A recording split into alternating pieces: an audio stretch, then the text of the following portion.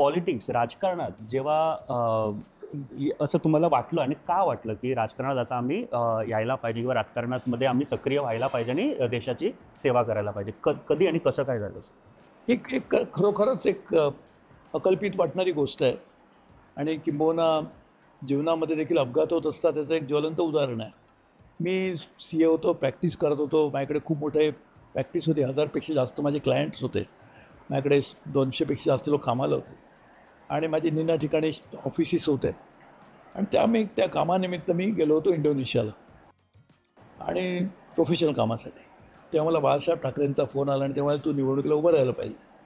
आणि अर्थात माझे बायको, माझ्या बहिणी, माझी आई, वडील माझे तोपर्यंत निर्वतले होते.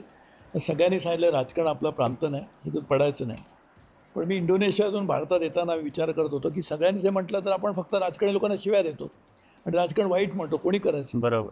म्हणून मी त्याच्यात आलो. परंतु हे खरंच अकल्पित अशासाठी की स्वतः बाळासाहेब ठाकरेने फोन करून मी राजकारणात नसताना देखील मला बोलावून त्याने मला तिकीट दिलं.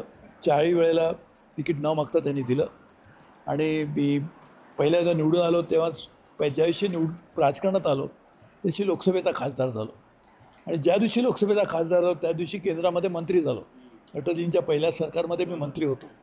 त्यामुळे अटलजींच्या काळामध्ये 6 निरनिराळ्या कॅबिनेट खात्याचा मंत्री होतो. मी राज्यमंत्री कधीच नव्हतो, कॅबिनेट मंत्री. आणि त्यानंतर मोदी साहेबांनी 2014ला मी लोकसभा निवडणूक लढवली नव्हती, पण त्यावेळेला त्यांनी मला परत मंत्री केलं आणि त्यानंतर त्यांच्या 4 निरनिराळ्या खात्यांचा मी मंत्री झालो.